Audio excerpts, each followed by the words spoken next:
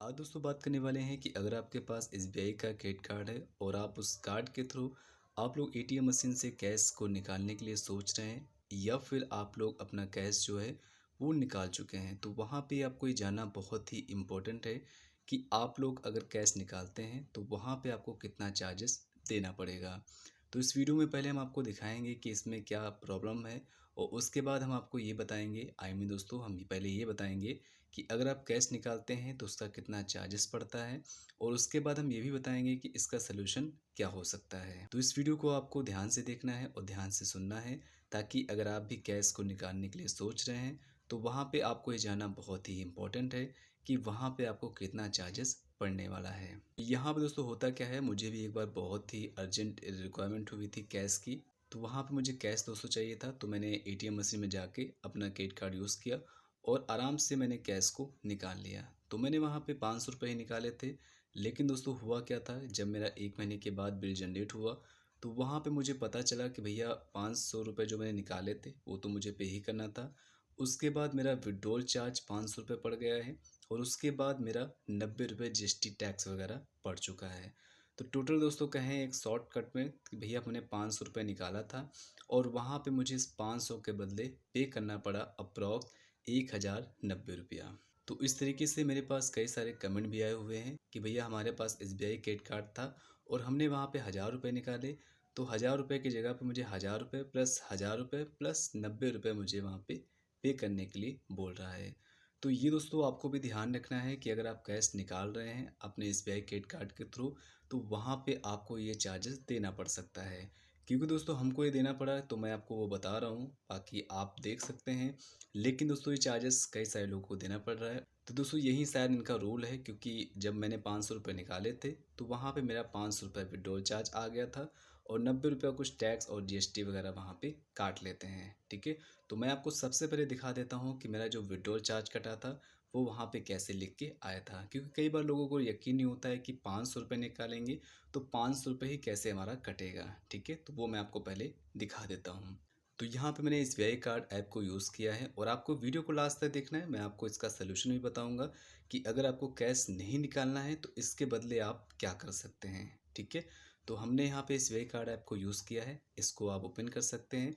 अपने SBI credit card की जो डिटेल्स होती है वो आप फिलअप करेंगे और इस ऐप में दोस्तों आराम से रजिस्ट्रेशन करेंगे। और इस ऐप को ओपन होने के बाद इसकी जो भी चीज़ें हैं आप यहाँ पे मैनेज कर सकते हैं। जैसे कि आपका जो भी आउटस्टैंडिंग है उसको पे करना, आपको ईएमआई कन्वर्ट करना है, वो सारा कुछ आप इस ऐप में कर सकते हैं।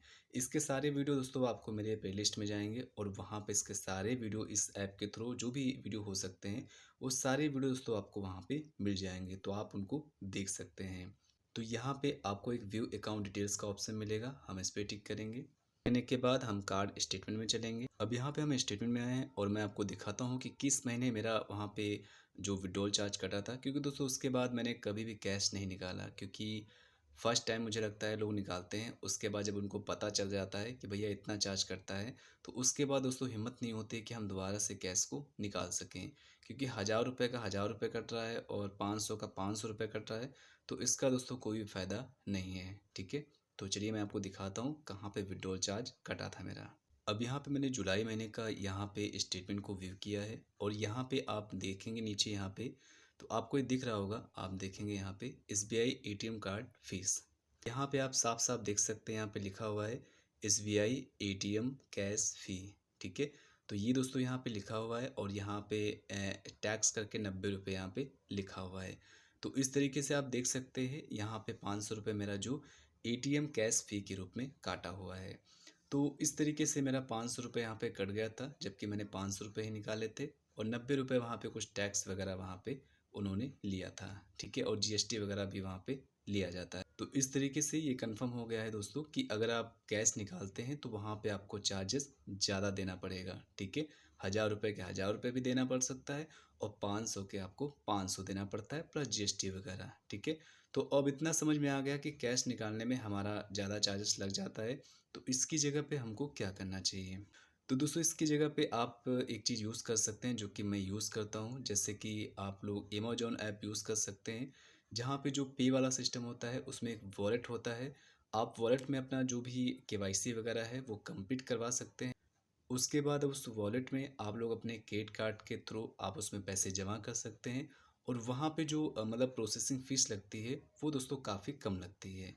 तो आप इस वे को अपना सकते हैं और दोस्तों इस चार्जेस से बच सकते हैं।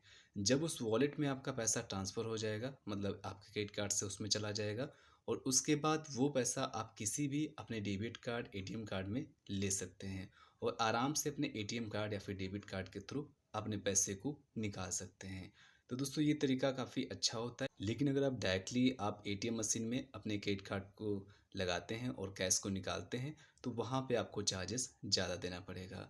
तो इस वे को अपना सकते हैं और अपने पैसे को बचा सकते हैं। आई होप दोस्तों आप समझ गए होंगे कि कैश को निकालने में कितना चार्जेस पड़ता है।